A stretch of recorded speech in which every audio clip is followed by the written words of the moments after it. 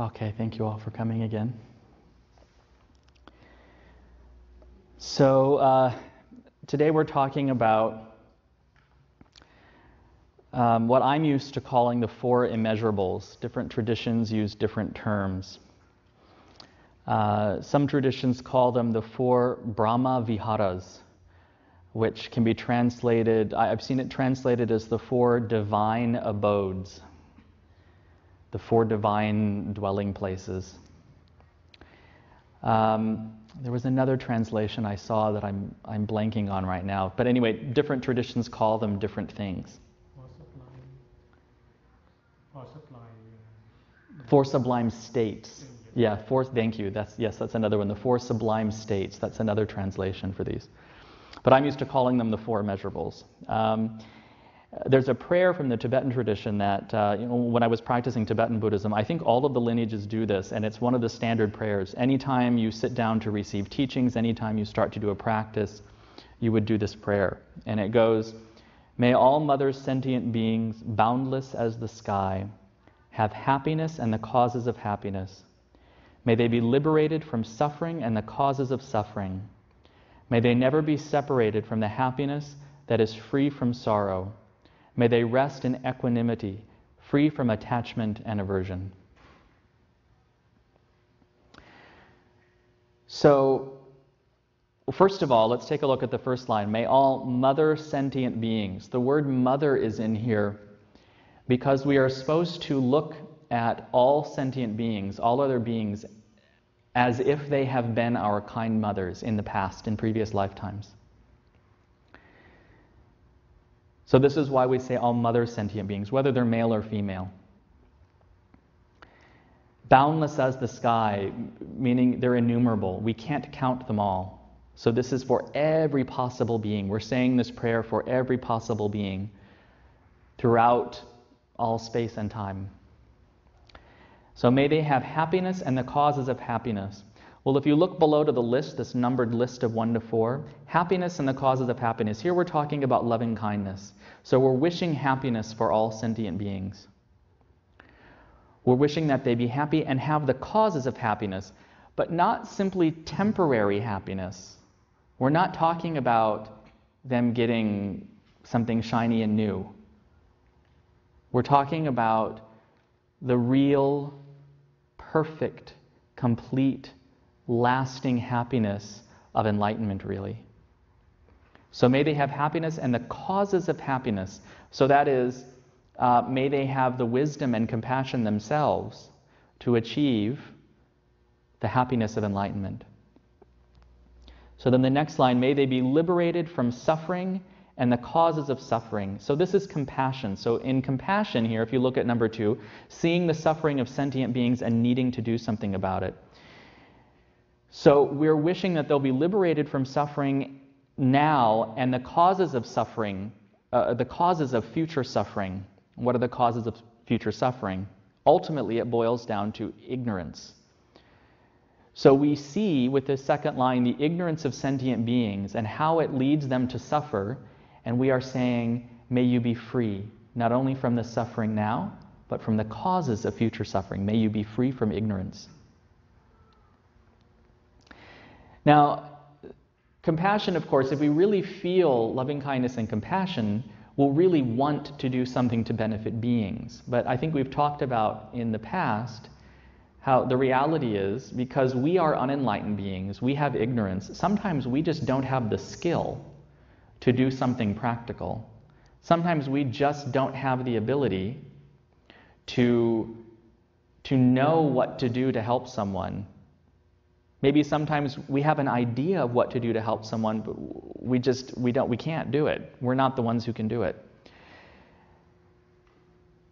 So we shouldn't think, though, that prayers like this are useless, because at the very least, we are imprinting upon the mind these feelings of loving kindness and compassion. Even if we can't practically apply them in the outer world, we are working to become the kind of being that can, to become a bodhisattva and then a Buddha. So saying these prayers ultimately have an effect. We might not see the impact immediately, though.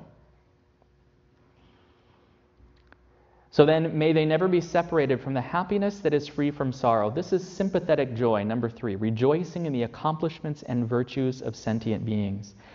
So may they never be separated from the happiness that is free from sorrow. So normally, worldly happiness, happiness that comes from temporary things, has the roots of sorrow in it because it will end. Again and again we talk about how we get what we want, but then we lose it. We get what we want, and it makes us happy for a while, but then that happiness wears off. So we're saying, may they never be separated from the happiness that is free from sorrow. This happiness that is free from sorrow is rooted in accomplishing virtue.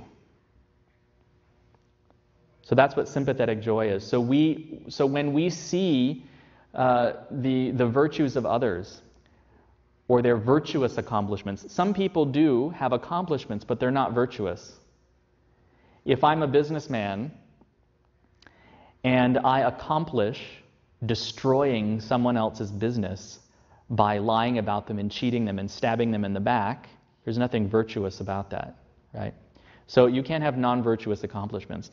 So we see the virtues of others, we see the good qualities of others, and we say, oh, well, these are causes for their ultimate happiness, the happiness of enlightenment. And so may they never be separated from the happiness that is free from sorrow. And then may they rest in equanimity, free from attachment and aversion. So equanimity here is just listed specifically. So the last one, remaining stable and calm in the face of triumph and defeat, praise and blame, and so on, in regard to oneself and others. So we've talked about this before. No matter what comes a Buddha's way, look at that smile on the Buddha's face up there on the statue. No matter what comes the Buddha's way, their mind is clear like glass. They are completely unperturbed, completely undisturbed. But the rest of us, the littlest thing happens, and we're pulling our hair out. Look what happened to all my hair.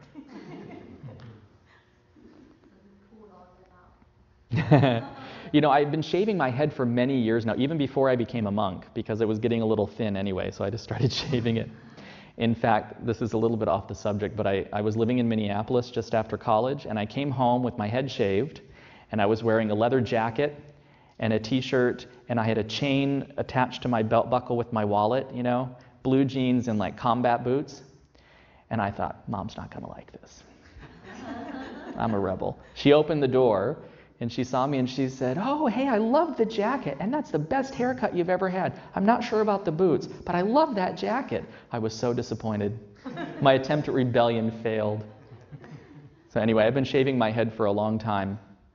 And then you've seen me with whiskers and things. I hate shaving, so you've seen me with whiskers and things. But one time, after many years of shaving my head, I didn't for several days. Maybe I was sick or something. Then I looked in the mirror, and I was like, oh, wow, I'm almost bald. I was a little bothered by it. So anyway, yeah, I didn't have a lot of equanimity about that. But with equanimity, if we cultivate this equanimity, then no matter what comes our way, we'll be able to handle it. Tai Anmin talks about this in his Dharma talk sometimes. He said, we shouldn't pray for fewer problems, we should pray for better skills. Problems will come.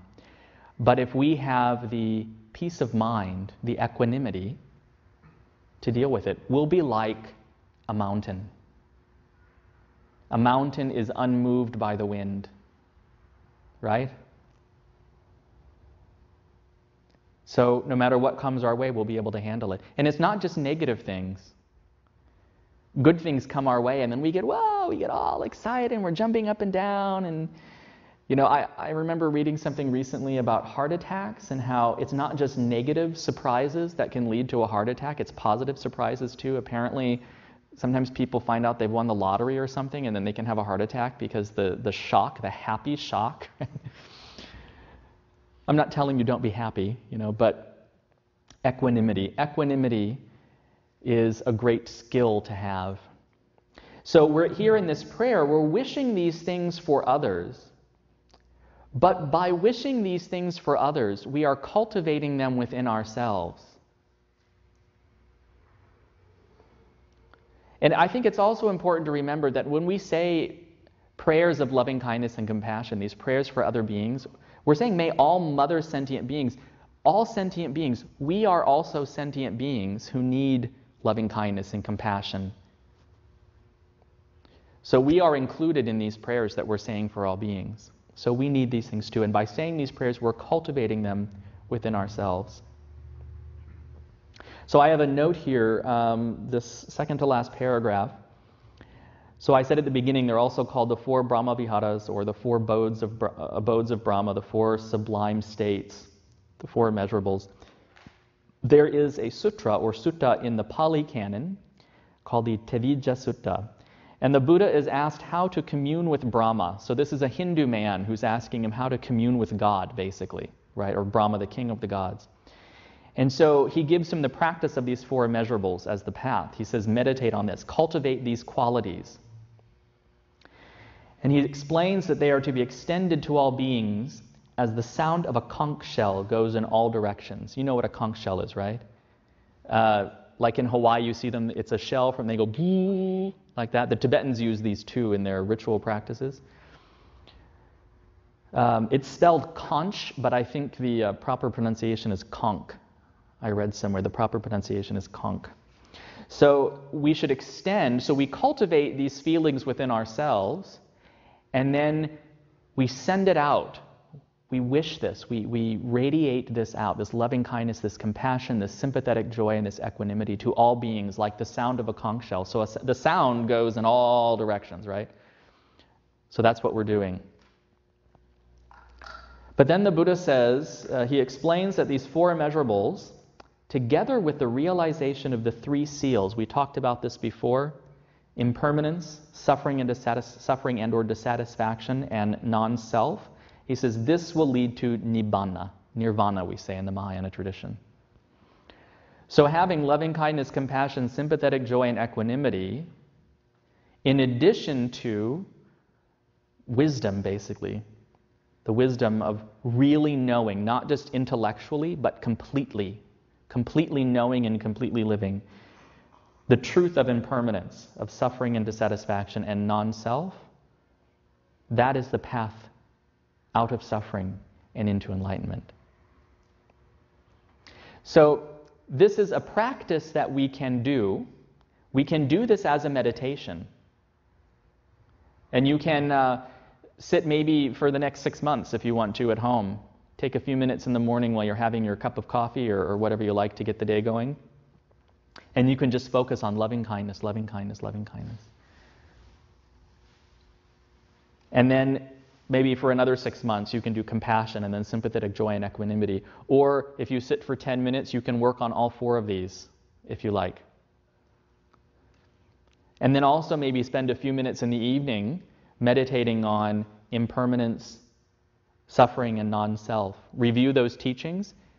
And again, you can focus for a year on just impermanence, and then a year on just suffering, a year on non-self, or do them all in one session. And you are absolutely imprinting upon the mind the path out of suffering and into enlightenment. So we can use this as a meditation to practice. But we can also use this as what we would call like a litmus test. We can check in with ourselves throughout the day. What is my mind like right now? Okay, I'm interacting with this person at home, at work, in my neighborhood, here at the temple. What is my mind like right now?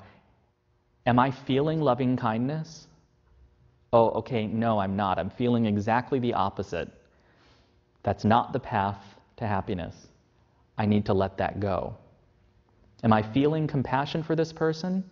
I've talked to you about this before, and this came up in a discussion with some of my classmates, the issue of karma, and how, if someone says, oh, well, something bad has happened to you, well, that's your karma. Deal with it.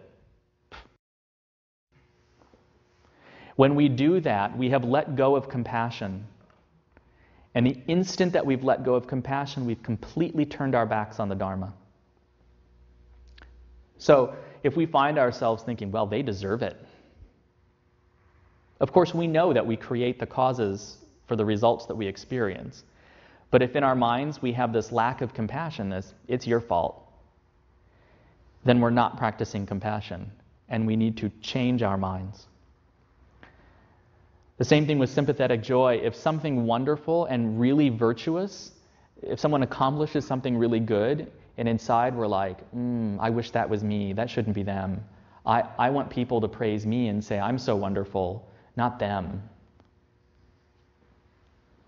Then we're heading in the wrong direction, away from enlightenment. And then with equanimity, this one's really easy. Whenever we feel ourselves, thrown this way and that, if you're driving in your car on the way home and you're thinking, oh, that idiot at work, oh, there's no equanimity there. So we need to let that go and try to cultivate that equanimity.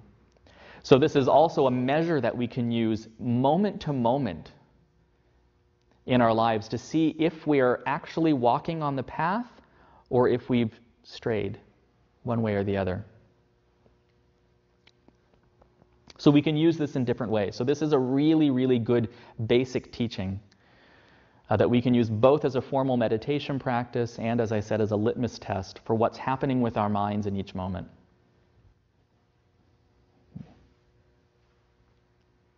So that's all I have to say about that. Are there any thoughts or questions today? Yes?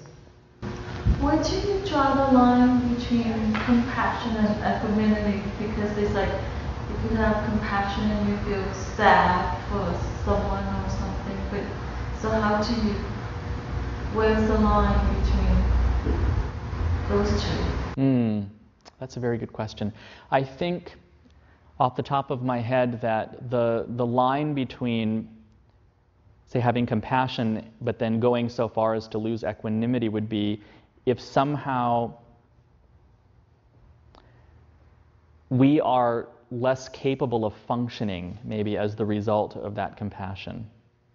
So in other words, we feel compassion for someone, and particularly as ignorant beings, if we know that we don't have the skill to help them, and then we get really upset about it. And then start thinking, I'm useless, I'm an idiot, then we've clearly crossed a line. Maybe it's a thin line. But if we start beating ourselves up, or sobbing and pounding our chests, I'm exaggerating a little bit, but when we've gone that far, then we've gone too far. Yes? I think the four Immeasurables, that's loving kindness, compassion, and sympathetic joy, and equanimity. When we execute that four thing of this, we need to forget yourself. So when we forget yourself, selflessness, see, that's when we feel compassion for the other people, we feel sorry for them, rather than we feel, do something we cannot do. We feel, we look outward, not inward.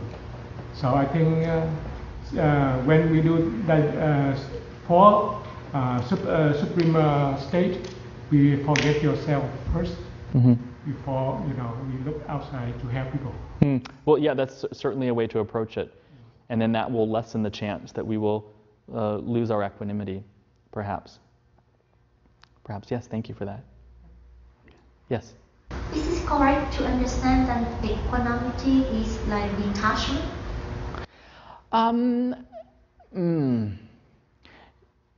Kind of, but then if we also have loving kindness and compassion, we're not separated, but we're just not getting lost in sorrow or something.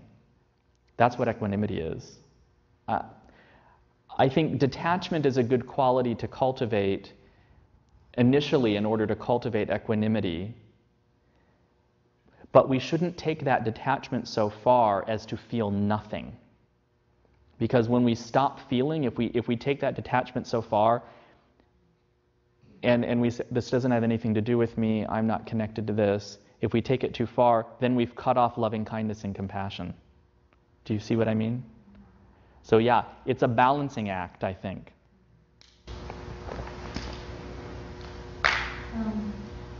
Among the four immeasurables, according to me, the first two is, you can pretend to be that. But the number 3 and number 4 is hard. It requires a lot of sacrifice, a lot of, we have to kill our ego in order, especially number 3, you have to kill your own ego in order to rejoicing in the accomplishment and virtue of others. Yeah, the first two, we can pretend, it's easy to pretend, to act. But the last two is the real hard. Well, I think even with the third one, we can pretend. Something wonderful happens to somebody and they're getting, an award for their good deeds or something. And we can smile and say, oh, I'm so happy for you. Congratulations. Right? So we can probably fake the third one too. Equanimity is much harder to fake, I think. Equanimity is much harder to fake. Because a lot of people, when they do charity, it's just for fame. Many do it for fame. It's not from their own heart. It's for fame. Maybe, yeah. That's true. That's possible. I think that's possible. Yeah. If we're doing good works, virtuous things, but we've got this feeling, look at me, I'm so virtuous. Not a good motivation. So I think the main point here is watch your mind. Watch your mind very carefully. Yeah, I'm sorry, you raised your hand. Because the equanimity, not if we detach something, we detach from people, but I think free from attachment. That's good meaning about the equanimity, because attachment from the self,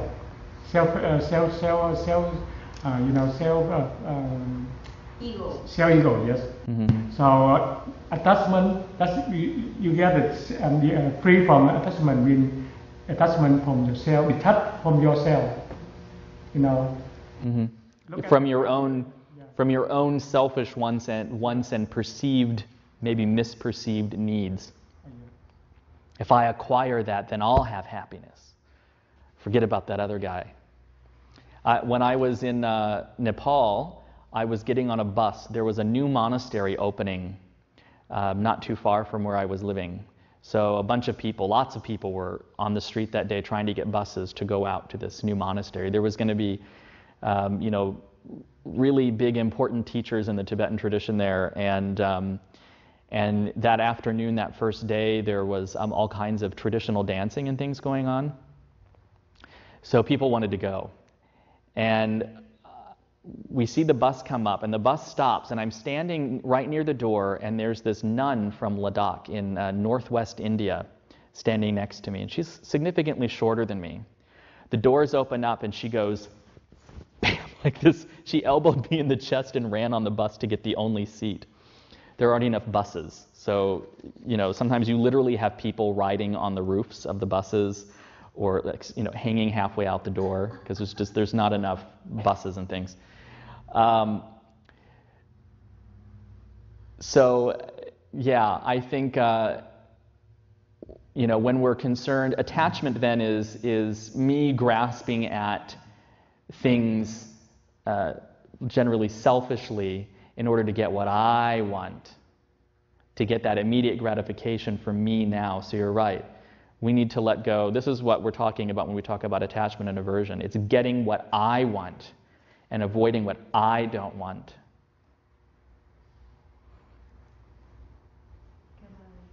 Yes?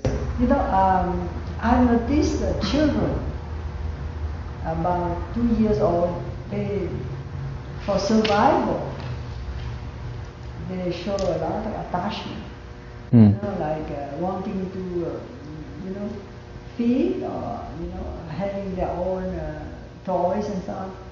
Little children about 2 years old, they will fight for their toys.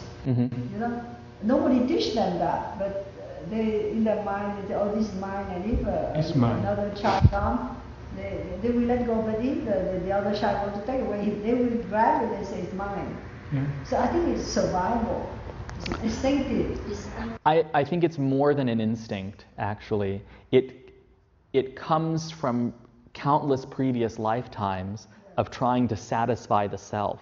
So it's not so much a biological instinct as it is this really strong impression in the mind that we come into this world with. So then, as children, I mean, this is one of the most basic things. We're constantly doing this throughout the entire day. We're constantly figuring out how to get what we want and how to avoid what we don't want. Now, as adults, generally, we're more skillful at it, and we've kind of learned a little bit over time that, well, I want that, but okay, if I just grab it, I'm actually going to suffer more than I'll be pleased. So we learn to let things go to a certain extent. Children haven't figured that out yet. But they have this strong impression of countless lifetimes of grabbing at what they want, grabbing. So I think it's not so much an instinct, but it's part of our previous karma that we carry into lifetime after lifetime. Yes, ignorance. Yes, ignorance. This is our ignorance as sentient beings, yeah. Other questions? Let me double check the time here. Well, if there are no more, then we can go ahead and begin our meditation today.